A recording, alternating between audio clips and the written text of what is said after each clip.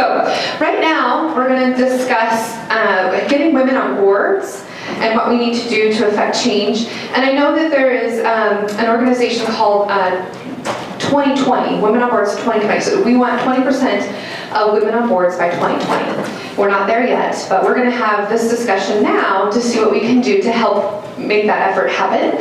And we're going to just get right to this. But I first want to have a couple of you. So Cheryl, I want you to introduce yourself, say who you are, what you do, because our audience hasn't really got to see you yet. So tell us who you are.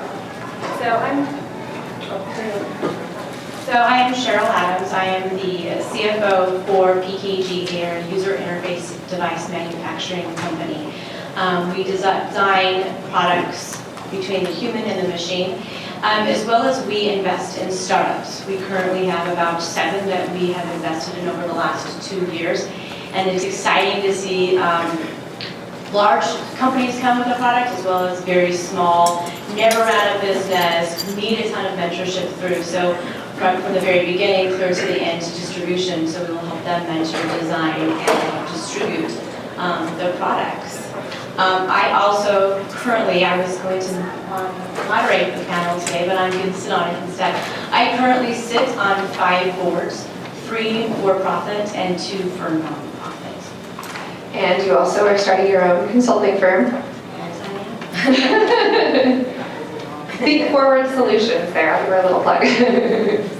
So Women on Boards, it's a campaign that's currently making headline news worldwide. The focus is to encourage organizations to have more than 20% of the women on boards by 2020.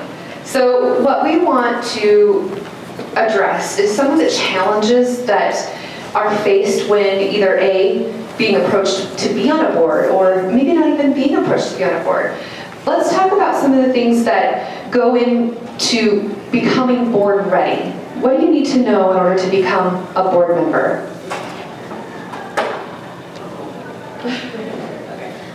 So one of the things I think is to kind of be ready is find what you're passionate about, something that you enjoy, and then find either a profit or non-profit that fits that, and then reach out and ask. Ask what Debra was saying earlier. Say, hey, I'd love to get involved. Is there any possibility for me to sit on the board, or is there something that I can do, committee or anything, to get yourself in the door? Will help you get asked. What makes you board ready, Debra? Well, you have to be tenacious, and you have to ask. You have to let it be known. I mean, this is just drilling down on the ask part, but I know this one woman who she just really wanted to be on a board, and she had a great resume, and we were talking one day, and I didn't have any boards that I could suggest to her, but she happened to know one of the biggest venture capital firms in the Silicon Valley, and I said, have you asked them? And she said, no. So she did. She made lunch with she had lunch with one of the partners. They had a long conversation. She was a life science specialist, and she asked, and you know what? She was put on board. So you really have to put yourself out there, and you can't leave any stone unturned. To be board ready, you should certainly know something about running a company or reading a financial statement, or just not taking no for an answer. You just need to get down into the nitty-gritty and understand what's going on, because the role of the board is to really keep the CEO honest and upfront and out there and transparent, and so that's really your role. So even if you can't read a financial statement, because you can learn that, if you think you can make somebody tell you the truth and you can help them be transparent, you can help them get their message out there, then you're ready. I think to add to yours, in addition to the passion, it's also your specialty, right? What is it that, besides, you can learn those skills, as you mentioned, but there's one cue that will make you stand out as a board member, and that makes you valuable on the team of board of directors. And then to be ready, it's definitely having to like you said, having an honest team as well as accountability. If you have these goals, but are you making sure that they're being met? So Debra, you were the first official woman on the VentureCapital board, is this right? Tell us about that. No, I was not. Evidently there was, I had a predecessor, but it was years previous. So I can't really talk to that. So yes, so 18 years ago now, because I was on the board for 17 years of VentureCapital.org, I was the only woman, and it was really a great experience. It was a good camaraderie. We all worked really well together. You know, every once in a while someone would get out of line. I would be one of those people sometimes. But it was a good group, and we really pulled together and made it work. But after 17 years, I had to say, I'm done. So, well, I think the last 5 years I was chair, and how I became chair is an interesting story. Because we all decided we needed a board member to be chair, and not Brad, because he was being pushed 100 ways already. And so literally the question was brought up and my pen rolled off the desk. This is a true story. I bent over to pick it up. I sat back up again, hands were raised, and said, okay, Debra, you're the chair. Tiger Note to self, don't pick up my pen when you are being nominated as the board. Excellent. Okay, so Mindy, this question's for you, because I know that you're serving on a board now and you've done some work, but share a little bit with that, with what you're doing now and the experience that you have, and then what you aspire to do next. So it's pretty interesting because the lending coin, we gained traction quite a bit, and let's say starting in April or March, and until now we raised close to $2 million, and so the scalability of that just skyrocketed. So being on the board as so many things were happening, you have to be the focus center of it all, and especially being a woman. I guess we paid attention to having all the goals be met, and all the milestones are just clearly determined.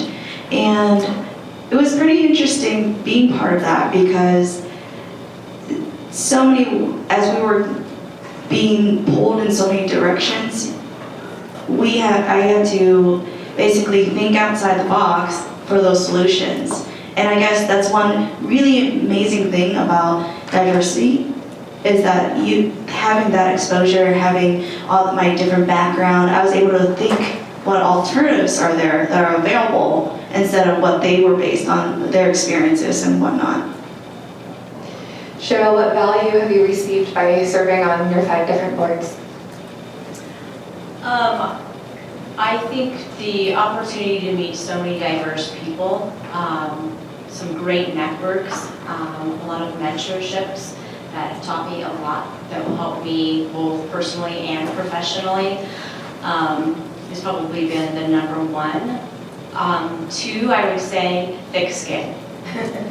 Being on a few of the boards and going up against some people that I didn't feel necessarily was doing the right thing, it definitely has you grow thick skin to be able to have that honest conversations, as well as a couple of the boards that I've sat on in the past as well were completely male dominant. It was the only female. So that was taught me really fast to grow thick skin. Debra, do you want to chime in with that? Well, I'll just tell a quick story, really. It just accentuates what's already been said. But I was on the board of a private venture-backed company. We had invested in it. And they changed management teams, brought in a new guy who became chairman. And we had an emergency board meeting because they were having trouble making payroll. Yet the chairman, and his only role was chairman, was getting $200,000 a year. And this was not a Silicon Valley-based company. So I said, I'm the only woman on the board, I said, we'll call him Joe, it's not his name. Joe, you know, one of the things we could change is really as chair in a private company, you shouldn't be taking a salary anyway. So if you were to stop taking your salary, they could meet the next couple payrolls, and I think we could bridge this going forward. And I went on, and I was voted off the board that day. Point being, 3 years later, new investors came in. They looked at the history. They called me and said, would you be our representative on the board? Because they knew I was doing the right thing and I was trying to create transparency. And that's a very true story. Wow. Did you guys get goosebumps just now? Oh, man. Wow. Okay, so there's a poll by KPMG of the top S&P 500 companies that the average age of a woman on board, what do you think the average age of a woman on board would be? 50. What else? 60. Who said 60? Yeah, it is. It's 60 years of age, right? And so the experience, what do you feel that we could do to help engage women maybe at a slightly younger age, to prepare them to be on boards in their career at an earlier age, to bring down the average age of women on boards to, not 60? Who wants to take that? Well, the first thing is definitely asking. If you don't ask, nobody knows you want to be on that board. That's one. And then the second one is building that confidence in yourself and reaching out to mentors and sponsors early on, so that way they can mold you into the perfect board member that all these corporations are looking for. And being young, and I reach out to mentors all the time and say, how do I do this, this, and this when I'm an introvert? How do I solve these problems? And that's why resources are available at all times, and all you have, like I said, ask. So there's nothing wrong with being 60-something and being on a board, thank you. That's right. But I will say that those of us who are on boards, we really need to work to bring along the next generation, both male and female, and hopefully we can help the males change their mindset a little bit. But I think that, we talked a lot about sons and daughters and grandchildren. Well, that's great, but there's probably business students who would really like to get a board experience. I know one of my companies, I can bring in an observer, so I brought in a student observer just to see how a board meeting runs. They're not there for the executive session, which is where you talk about all the confidential things, but they get a sense of that. And I think there needs to be more of that, and you need to bring young people along by making them part of the experience. Well, on top of that, it comes with, the confidence comes with experience, right? But then you can't jump into something without the experience. So as other suggestion for other young entrepreneurs out there, even start small even. I was a college student, and one of the positions that were open was in environmental management of Santa Clara University. Unbeknownst to me, I volunteered and I got the position, and little I know that, of course, that's going to be way over my head, but I learned very quickly on how to be a really good board member in a short amount of time. So ask, just get yourself out there. I just got one more quick comment.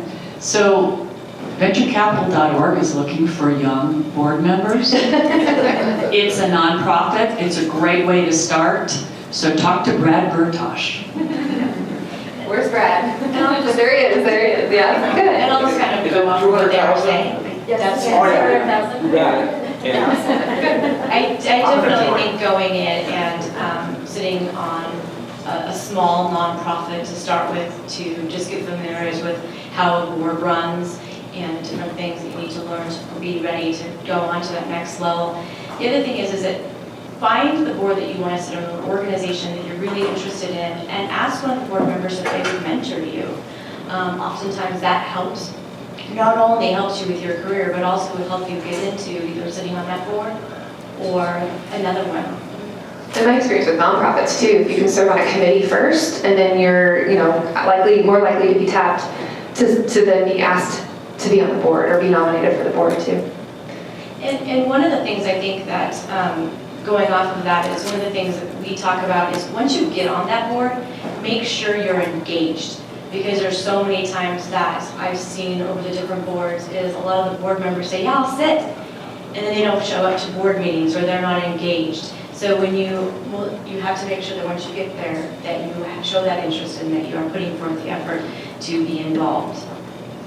Excellent. It's as if you wrote the questions. That was the next one. Good job. Wait, she did write the questions, ladies and gentlemen. Okay, so what questions should you ask before agreeing to serve on the board? And what do you wish you would have known before you got on the board that you found out later? So what questions to ask, and then what did you want to know that might have been helpful to know before? The level of commitment. Definitely the level of commitment, how many hours, because unbeknownst, you won't know how much is required of you, or when people are not engaged, you have to take over their position ultimately. And then when, let's say, 4 other people don't really show up, you end up being the chairman not by choice. So basically ask what kind of commitment you need and what specialty. What do they need out of you in order for you to best appropriately serve on that board? And one of the things too is I think oftentimes nonprofits, usually the board members are asked to donate to or sponsor events. So know going in that there's a potential that they're going to either have you solicit to get sponsorship and get money for that nonprofit, or they're going to require you to. Sometimes you have to actually provide funds in order to even sit on a board for a nonprofit. So just kind of make sure you do your research beforehand. Or have the ability to raise funds from other people. So that's it. But I will say for a for-profit board, looking back, unfortunately I did this because my pet peeve is cash flow. And so it doesn't matter what your balance sheet says or what your P&L says, see what the cash flow of that company is, because it's really hard to go into a company and give it your all only to find out 6 months later they're not going to be in business anymore. So ask to see the cash flow. I mean, do your own due diligence because your reputation could be at stake. So make sure you know what you're getting into. And I think one of the other things is make sure that you understand the vision of that organization, of that company that you're going and looking toward. Because if you have a different vision and can't support the CEO, and the CEO's vision is going to make it really difficult to support and be part of that. Or if you don't see eye to eye on things. Okay, so shifting gears a little bit, what's been a benefit of having women on boards, do you think? Why is it so incredibly important to have a woman on a board? Well, statistics show the company's more profitable. Statistics show that the morale is higher. So, and this has been proven through a number of studies. But I do want to go back to something Trish said when she talked about blended boards, because this does not mean that women are the be-all and end-all. Men have different viewpoints, but sometimes when you get all your viewpoints on the table and you sift through them, you filter through them, you come up with better ideas than you could on your own. So really, a mixed team is really a good idea. The only challenge, unfortunately, that women run into is what a woman who presented to a university not too far from here, 1 year, and she got up and she made the pitch, and she had her CFO sitting next to her, and he was there as well, but he didn't make the pitch. And one of the investors in the audience said, I really think you should let the guy make the pitch next time. So you're going to still run into that, but even with that being said, So it's actually 25% of the top 500 companies had a 49% increase in their net profit if they had women on their board. That's huge. Right there, there's a reason right there. I think that, go along with agree with what Debra said, and I think making sure that the diversity, because women and men will think completely differently, and I think that a lot of the reasons for the higher profit margin is just because women have more of a tendency to look at the teams, give more empowerment to teams. No offense to any guys in the room, but I think that that has to do with it, as well as some of the attention to detail sometimes I think also increases the profit margin.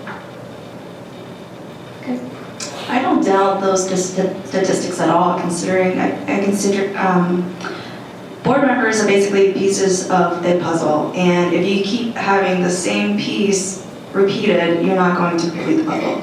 As in, if there's going to be the demographics of just simply white men in their 40s, they're going to most likely think the same, or they're very similar. Okay, so I want each of you to tell me a specific experience where you maybe had somebody challenging what you were bringing to the table. Maybe it was where you were the only female at the table, maybe not. And without giving any names or anything that is going to get me in trouble, what happened? How did you get through it? What did you do?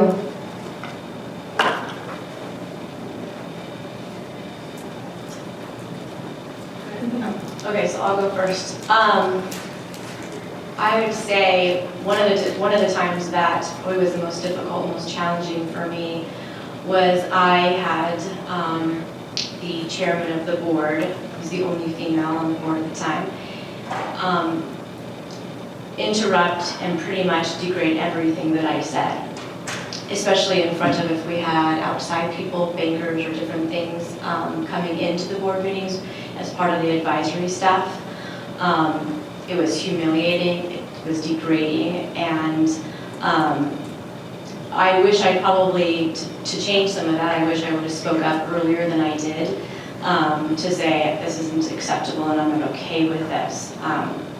But I'd say that is oftentimes, one of the statistics is that women often who sit on a board don't feel their voices being heard.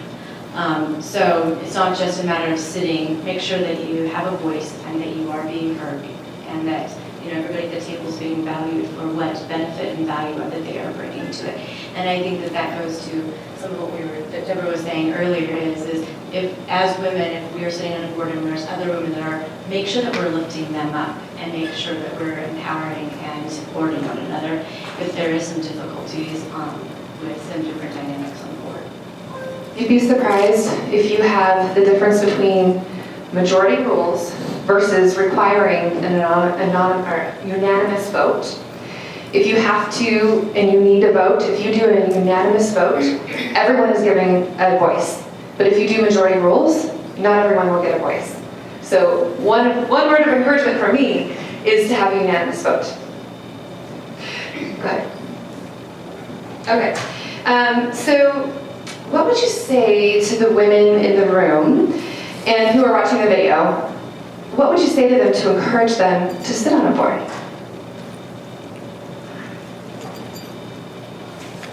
Cheryl, want to take it? Ask. Prepare yourself. One of the things is making sure that you're networking and that you're branding yourself. Who you want to be, what values you want to have within integrity within yourselves. Make sure you're portraying that out in the community, doing things in the community. Make sure that you're asking. Also, make sure that you've got some leadership skill sets, because you'll need that when you sit on the board as well. And definitely make sure you know and understand some financials, some operations of that organization. I think definitely also helps is just to understand the ins and outs as well as the vision, like I was saying earlier. Well, I don't think a board position is for everybody, but if it's your desire, then we probably don't have to encourage you too much. We probably just need to tell you what you need to do and give you the tools to make that happen. So you've heard that up here already. Really find your passion, really understand a company, go out and look at the financials, ask, But if you're really interested, that is something you should pursue, and you should let people know you're pursuing that. But it's not a job for everyone, and if you want to go down a different path, there's nothing wrong with that. I think one of the qualities have to be being a natural leader or prone to be molded into one. And because if you are someone who just follows what the orders are and are completely and there's nothing wrong with that. Those are the hardest workers who follow directions and just, being part of the company and working the hardest. Those may not be best board members. But the ones who are intuitive, who are analytical, and willing to put themselves out there, I mean, there are going to be calls that have to be made, and it's not going to be the most comfortable being able to negotiate with 4 or 5 other people on the panel and saying, well, this is my stance. I was on a board one time and it got very, very heated, and I was the chair, and there was a person who was the immediate past chair, and she still wanted to do everything the way she was doing it, and then when I disagreed with her, respectfully, I respectfully disagreed, let's agree to disagree, it got very heated, and I had to learn very quickly a skill that when I am in a very passionate moment, and your heat rises and words are coming out that otherwise maybe shouldn't, you have to take a pause. You just have to take a pause and say that you're going to take a 5-minute break. And I had to learn how to do that very quickly. Yeah.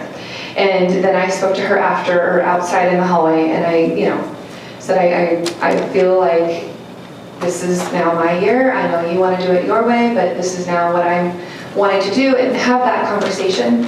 And sometimes having those crucial conversations are very hard to do, but you have to learn how to get comfortable with the uncomfortable, and very quickly. Tell me about a heated situation. How did you handle it? What did you do? And have you had that before? People are very passionate. When you get all type A people in one room together, man, it can be an interesting dynamic. Just share with us. I already told you I got thrown off a board. Oh yeah, that's very heated. That was a pretty heated discussion. But, there were no hard feelings because I didn't want to be on that board if that's the way the company was going to work. So it was just I'm chairman of another one. Well, okay, we're not talking about that one. I think finances, not just in couples for marriages, but definitely when you're on the board, the topic of discussion is always finances. It boils down to budgeting, it boils down to, are we meeting those targets, are we, so on with all those financials. So the situation's always been, well, where is it that, and how is it this department is at this X amount and this department's at this X amount? Why is it that this one is escalating so much faster and yet you're complaining about this one? So how to deal with those situations is, as I pointed out earlier in the other panel, is pointing out the facts. What is it what was agreed upon, and what was it that's going to be reasonable, per se? I mean, when you say everything is developed and all those plans are being met, or the goals are being met, why is it that development costs are still $10,000 a month? Right, let's break that down. And so those are every company's going to go through that. There's those conflicts and whatnot, and just finding the resolution through facts.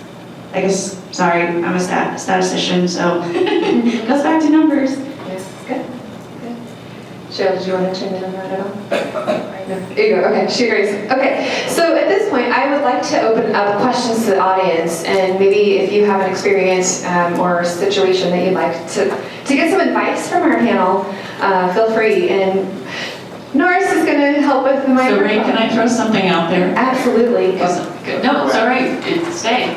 It's going to, because this is controversial, but I just wanted to bring it up. So I'm from California, and our governor just signed a bill that requires corporate boards to have at least one woman on the board. That's been received both positively and negatively. Some people say it's an insult. Some people say it's, Now you're regulating corporations more and getting into the internal politics. But here's how I view it, and I'm throwing it out there in case there wants to be some discussion. That is, in order to make change, we have to do something drastic. We really have to hit people between the eyes in order to make them think, in order to make them listen, because nothing wrong with all male boards, but it's always going to be an all male board because like hires like recruits like. And so until you can break up that scenario, it's never going to change. So while this is a huge controversial subject, I really think it's going to really make an impact in that 2020. And I really think it's going to make an impact across the United States. So I just wanted to bring that up for everyone. Yeah, thank you for bringing that up. I read that, and it's a perfect conversation. Anyway, do we have comments to that and thoughts on that? Or heated discussion. Or heated discussion. Do you agree? Do you disagree? And why? Jolene? You want a microphone? Oh, please. Okay, deposit. Never ask a grandmother for her opinion. So I think I can see this as a very positive move because first of all, if you follow the money, if 70% of the wealth in America is going to be held in the hands of women, we better step up to leadership now, not tomorrow, and we better make it fast. If it's proven that we're going to be more profitable because we have women on boards, then why not, right? I don't know. Anyone? There are a lot of doubters out there, though. Or over here? Okay. So let's That's hear not it. why. That's right. So I, not to counter Jolene, who has much more wisdom than I do, but I feel that almost the same way as I do about affirmative action, and I apologize that that's kind of a heated topic, but if you're looking at that at the college level, you're acting too late. And I feel the same with boards. If you're acting at the level of we need more women on boards, you're too late in the game. And I think that that's going to force women to have to prove themselves even more because people are going to not have the same respect. They're going to look at them like, oh, you're only on this board as a token woman. You never would be, I think we need to choose people based on their skills, based on their background, based on their leadership, based on what they bring to the table, and start some of the things that these women were talking about earlier in life as, bringing them as observers on boards and letting them sit and watch how a board functions and get the training and get, have them in, executive track positions, have companies put in executive track positions specifically for women much earlier and have exposure at these levels much earlier. So by the time people are looking for board members, there's a whole bunch of women out there that have the necessary skills to come in and fill out the board. So you're right, there's going to be some stumbling blocks, and I do agree with you, but at least from where I come from in Silicon Valley and the Bay Area, I'm trying to say this in a nice way, a woman, even if she's highly qualified, she's not considered. And that's the point of the bill that I like. Because I can tell you, I'm very highly qualified to be on a board, and I have been told, no, because you'd be the only woman, or no, because you live in Napa and it's such a far drive. If the guy lived in Napa, they wouldn't have said that. They would have said, just get a hotel room locally the night before the board meeting. So it's just breaking down that barrier, and I do think that once you break that barrier down, it'll funnel down very quickly, and we'll be able to start from the bottom up. But in this particular case, for two reasons. First of all, I think you just got to break that barrier very quickly. And secondly, because if we waited till it filtered up, I'd be dead, and I really want to be on more boards. Good job. I would have to respectfully disagree with you. Opportunities have to be presented in order for women or individuals to be able to stand up and prove themselves. For example, I'm a Bill Gates scholar. If that scholarship, yes, I did have a full ride to UCLA. However, if that scholarship were not available, I would not have gotten a graduate degree. There are definitely two sides to each coin, and very valid points on both sides. Yeah. I'm sort of like dying to say a couple of things. One thing is, years ago, several large multinationals, Siemens Corp in particular, created a shadow board of people you had to be under 30 and an employee. and they would meet at the same time as the regular board, get the same information, and most of the time they came to the exact same conclusion. And when they disagreed, guess who was right? It was the youngins. Bad news was all those guys on that shadow board got hired away. The other thing is something that Cheryl and I think, getting your voice marginalized, getting trampled on. I have like tread marks on my back myself, but you have to keep that voice out there. It's not enough to be on the board. You need to talk. Even when you're not on the board, you're a stakeholder. Is the dominant narrative that gets in the way of a lot of things. Like in economic development, it's all about business attraction, not about entrepreneurship. You just got to keep that voice going. I'm going to shut up. There was like 4 people. And two, it's everybody in this room also being able to help shift cultural change and thought, right? If we as people, women or men who sit on boards, talking more, encouraging more, diversity among that board seat. Because in order for us to change, we have to change that cultural mindset that's been there for years and generations. When I was 25, I was on the NAPA Chamber Board, and they met at 7 a.m. And I had 2 little boys. 7 a.m. and 2 little boys do not work well. So I pushed, and they had met at 7 a.m. for over 100 years. And I made a lunch meeting. Okay, next question. Hey, hi. Very good points, man, and I agree with everybody, actually. But to your point, I'm kind of that mindset. Like, I think the more you give both mindsets. I think you do need to do something assertive and say this is a new rule to disrupt what has been the pattern that has been perpetuated for so long. But ultimately, that is only to bring awareness to the issue. So people are like, oh, we didn't realize we were even in this pattern. Oh, I'm glad someone brought it up. But ultimately, that is what you don't want is people to do that simply because, oh, we have to. Oh, and so then really it does perpetuate this idea of like women feeling like, oh, I'm only here because they had to hire me. And then everybody else thinking, oh, well, she's only here because she's the only woman, we had to hire her. We're already marginalized. Right, and I feel the same way with affirmative action. It's like, oh, well, she's only here because they had to get this person that looked this certain way. Ultimately, as a human race, we need to evolve to the point where we can assess each other based on what the company needs and also the skill level, but be able to really disrupt a lot of the human tendencies to judge based on external appearance. Because ultimately, like, our brains are programmed to make a quick judgment. We want to go beyond that and be able to assess people on their very humanity. They're human. They have just as much potential. They could have just as much skill. They could just have just as many brilliant ideas as I can, simply because they're human, not because of what gender they are or what race they are. Those are very trivial surface things. And so I think it's being to evolve all together. But there are certain measures that need to take place in order for people to just wake up from the rut that they've been in. I agree with you. Let's do one more question. I'm sorry. No, you're good. No, you're good. Go ahead. We have one more question. We got one more, and we should probably take a break. Matt really wants to ask one too. Okay. I can wait. Well, mine's fast. What are your thoughts, and Debra addressed it very poignantly, about the concept of interviewing the board to see if you are interested in the board, and the board interviewing you to see if you're a fit for them? I agree. So that's part of the process. That is part of the process, and that is why this isn't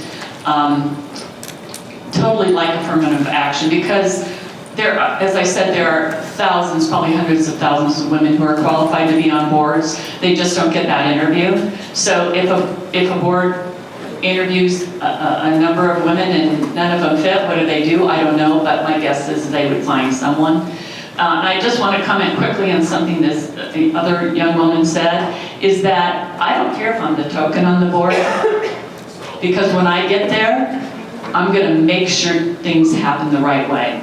And maybe they're already happening the right way, and I'll just promote that, but I just need that chance to be there and just to change things that they need to be changed, to make it transparent if it needs to be transparent. But it's like anything else in life. You have to be interviewed for the position and they have to interview you because it has to be a good fit. Okay, Matt, last question. I hope that, I understand why California did that. I hope that for the rest of the nation, old white guys like me who do get the value of a diverse board, will just outcompete the hell out of all of those who don't get that, and that'll be the end of that problem. But the question that I had is, a lot of first-time entrepreneurs have not really dealt with the board before.